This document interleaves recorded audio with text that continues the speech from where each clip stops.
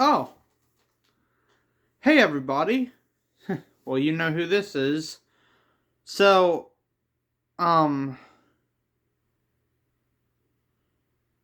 you see the title, and you're probably going to be hearing that beeping noise a lot, which might annoy people, so I'm sorry. Dropman has to do some work down at down at the shop there.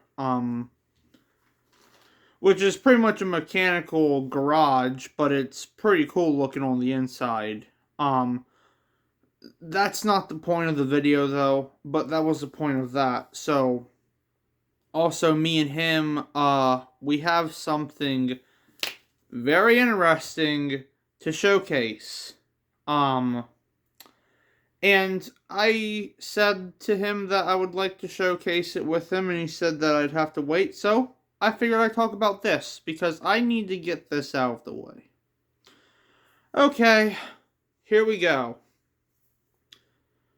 As you all may know, Resident Evil is a very dark storyline, and it is very graphic.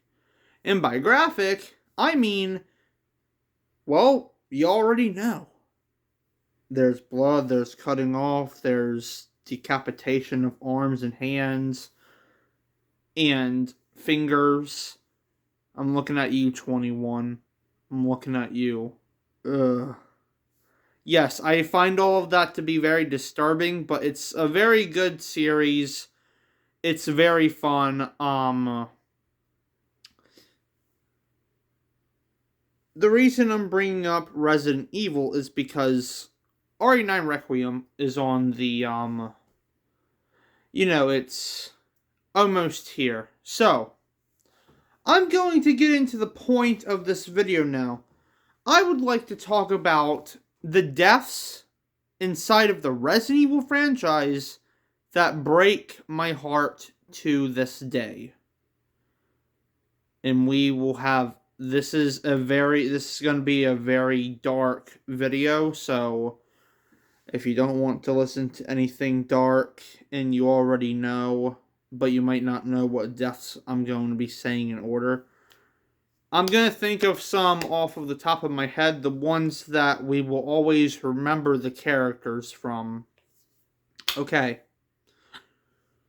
Without a further ado, let's jump straight into the Resident Evil deaths. And again, there's that. So it's time to jump into the deaths that break my heart. We have Finn from Resident Evil 6. Finn was a rookie of the BSAA when they were trying to take down the Juavos and discovering what they were at first, when it was all happening. He was that person that said that the doors need to be blow up and to cover him on the artillery guns. It's a stressful part, I get it. But he's not annoying. No, he looked up to Chris Redfield as his hero. At least that's how I imagine it anyway. He thinks that he's very awesome, and Chris is awesome. And Chris did look up to, Finn looked up to Chris. Sorry about that. I've been saying Chris Redfield a lot today. And it just makes it all so sad because the fake Ada, also known as Carla, she throws in a little gift for them, and it injects all of them with the C virus when they reach their exit point. At this time, everybody is turning into cocoons, and Chris is rightfully angry. He tries to reach out to Finn, and he reaches out to Chris, but he hatches in a cocoon. These cocoons can make many of bioweapons, by the way, but instead, Finn turned into a Napad, which is the ones that have the tough armor shells on them. and Chris gets beaten up a lot, and, well, we all know how he loses his memory and stuff like that because he hit his head really bad. It was up to Piers to survive while dragging Chris out of the room. They did. So, that's the first death. Finn deserved better. His character, in my opinion, was a very good character. An awesome character. It just makes me so sad, though. Alright, the next death I would like to talk about is Steve Burnside. Yes, all of you may hate Steve, but I actually like him. Can you blame him for his situation? Because I'm not here to explain his entire backstory. I know his backstory. That's messed up, man. That is really messed up.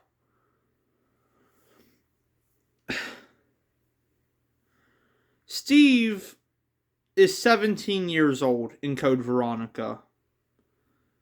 And while he's with Claire at some point, at one point she encounters him after meeting him and going into the computer room. And the reason why Steve was angry and saying that Chris wouldn't come to save you is because of Steve's past.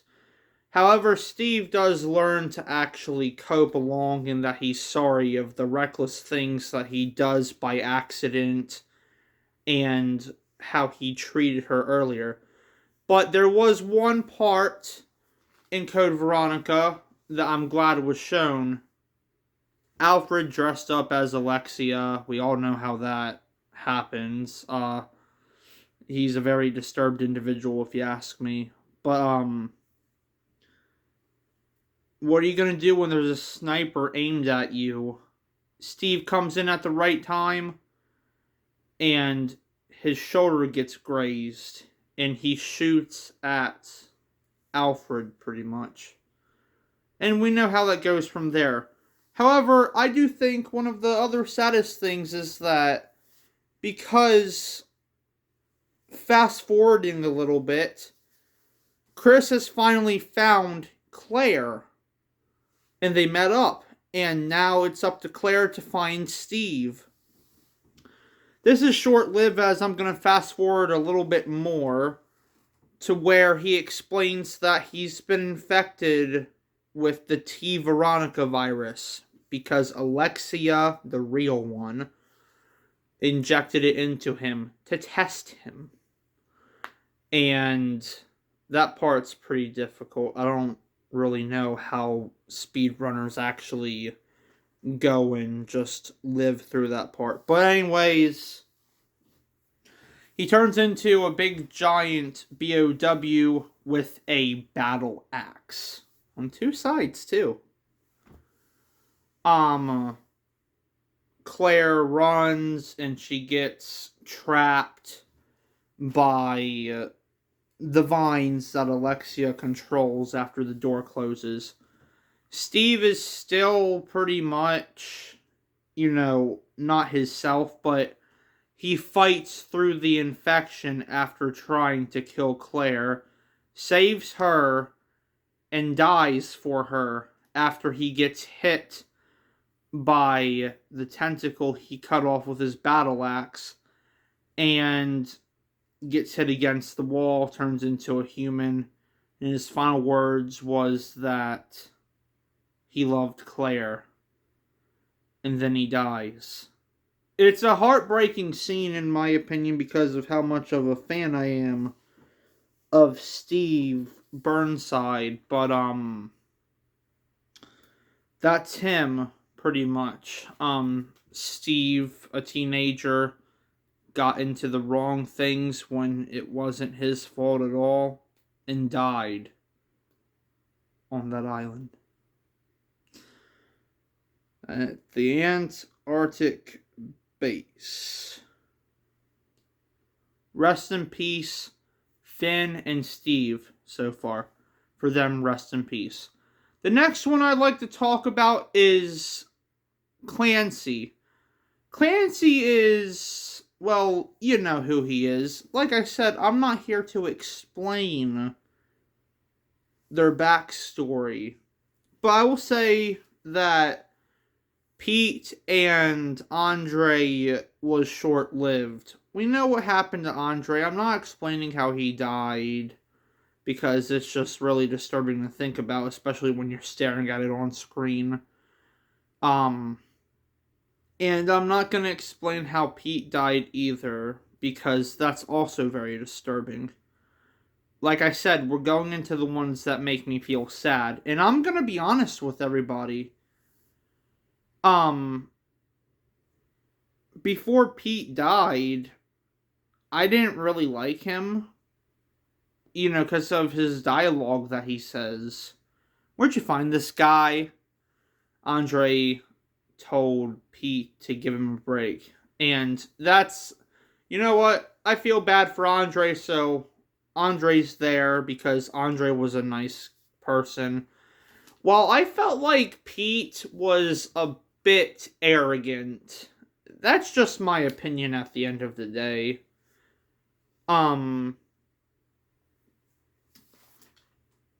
But now focusing on Clancy, pretty much after he finds Pete dead, or Andre dead, I'm sorry, I'm getting so confused by all these names, the Sewer Gator crew. Getting back on track, I'm going to fast forward a little bit after he pretty much finds that Andre is dead and he gets knocked out by Jack Baker. Well, what happens to him next? He wakes up in the Baker State House in the bedroom. Luckily, he escapes because of Marguerite hearing all the noise and stuff. He escapes, but then he is forced to play a game of 21, which is it's a very disturbing part, if you ask me, especially when you know what it's about. After that, he's brought to the happy birthday room, his final test. And by the way, I made all of this via recording of Clancy's entire story. It's pretty long, so watch it if you want to. It's entirely up to anybody. But I just feel so bad for Clancy because of the stuff he goes through. The stuff he witnesses. All to just be burned alive and dies. Because Lucas rigged the happy birthday room. Pretty much after he put the final candle on the cake, he bit the dust, he died.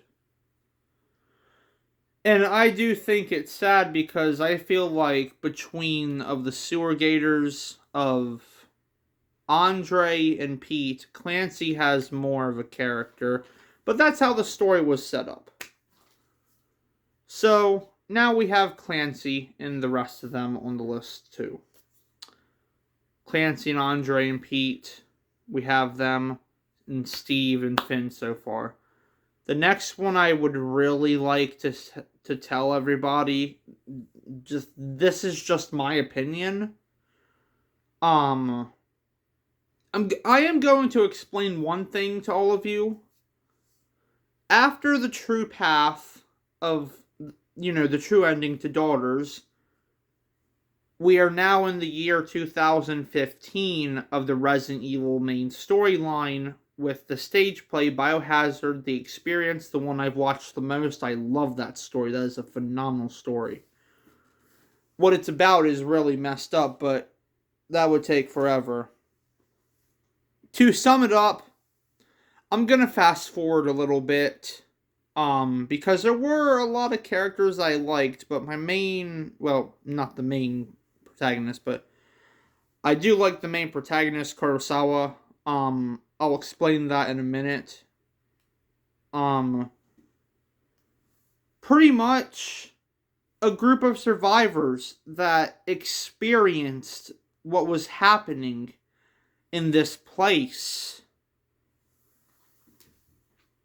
Zama is one of my favorite characters. He's the one with the glasses. However, I will explain this. It's not about backstory, it's about how sad it is.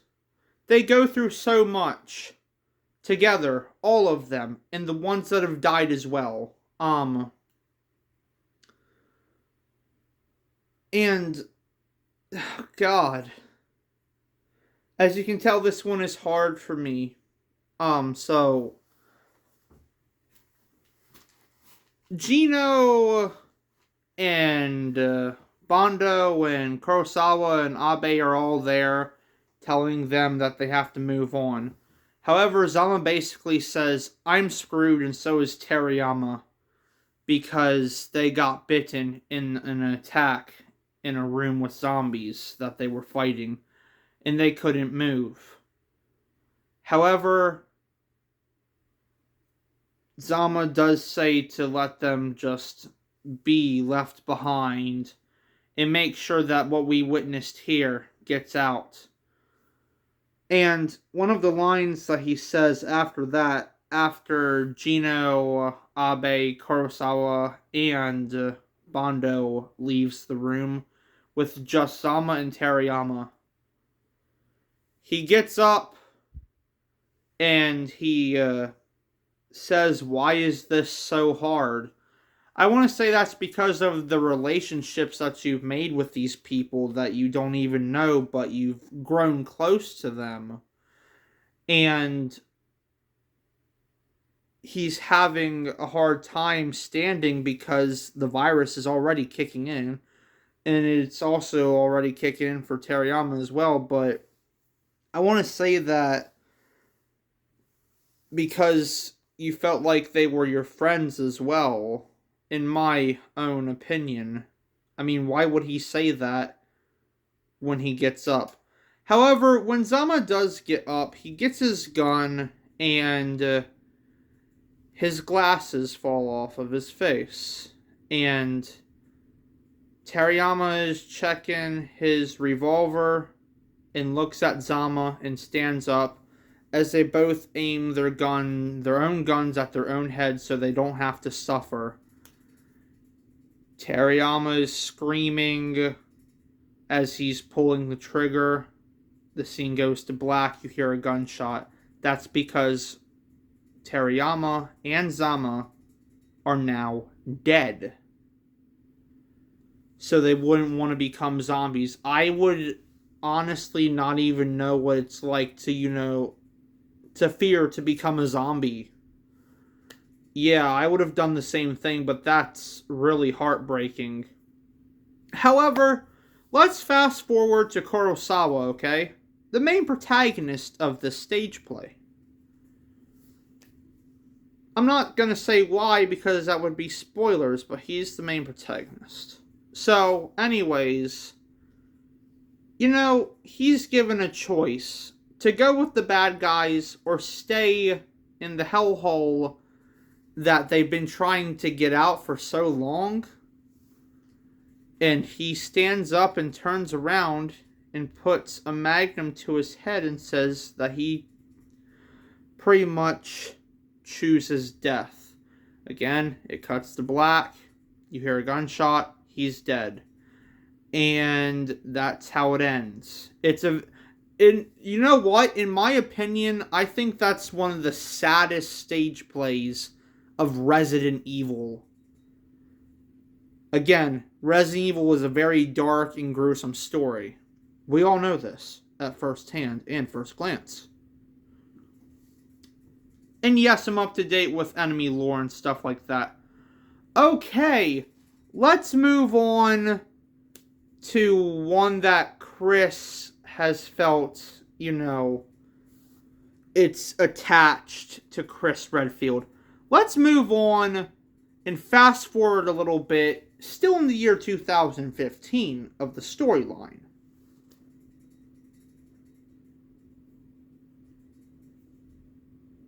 Chris goes to Jill and mentions Piers Nivens. He mentions him to Jill that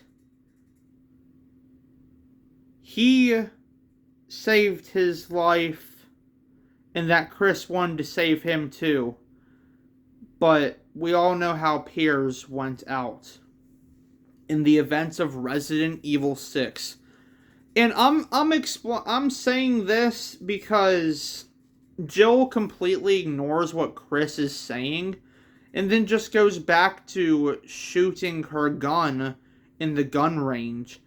I felt, and I still feel so insulted why she would do that when Chris was, giving her advice and telling her about Piers. And, my God, in the events of Resident Evil 6, Piers Nivens dies. And that's one of the saddest deaths, in my opinion, and Dropman's opinion, by the way. It's one of the most saddest deaths of Resident Evil history, in both of our opinion. And a lot of people on YouTube feel the same way. I can't even blame them. Now, I'm gonna go to the next death I would like to talk about, please.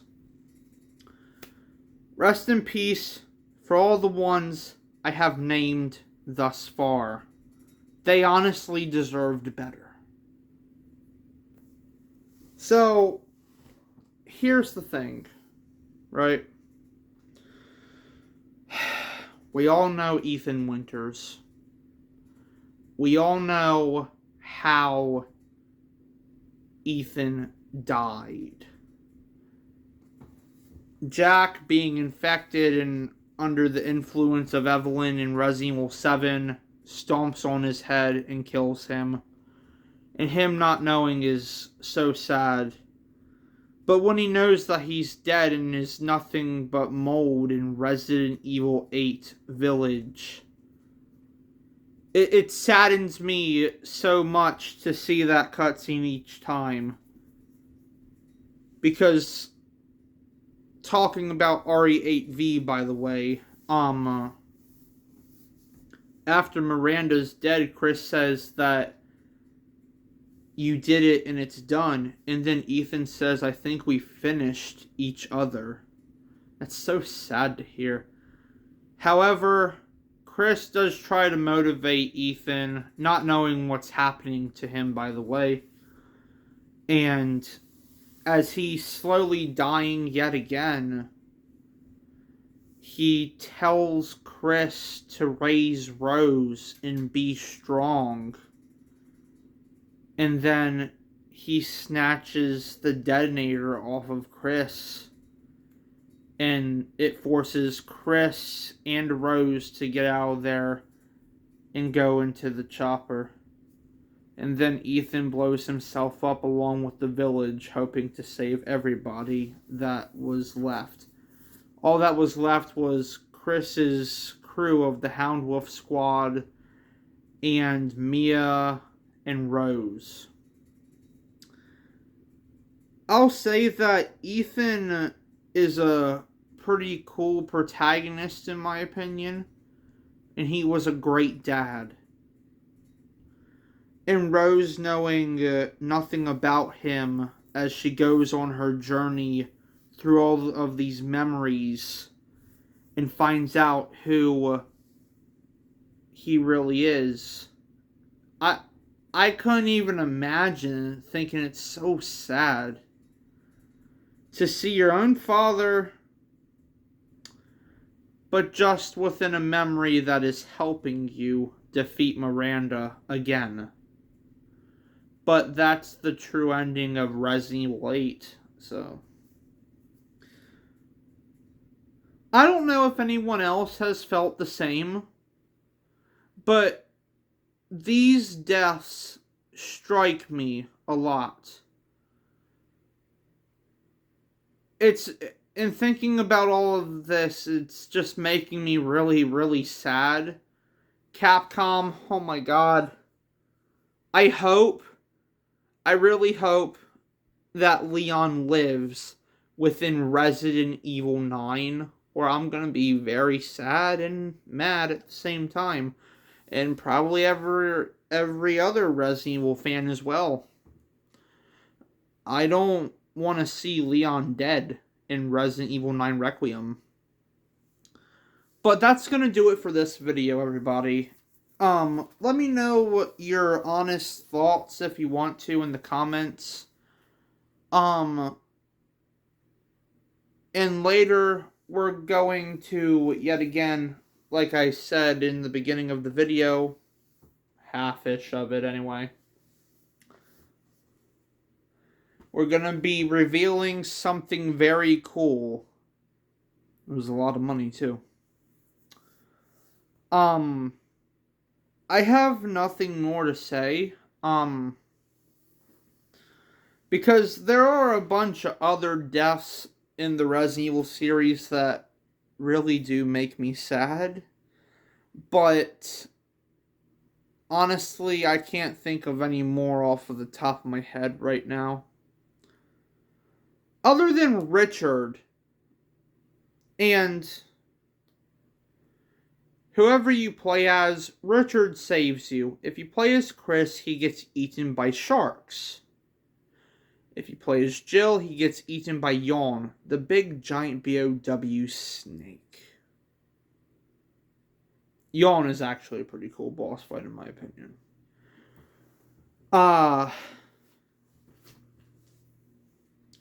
But like I said, that's going to do it for this video. Again, you necessarily don't have to, but if you want to let me know what other deaths out there made you sad or you felt close to them, let me know in the comments below. Again, this is optional. Thank you so much for watching, everybody.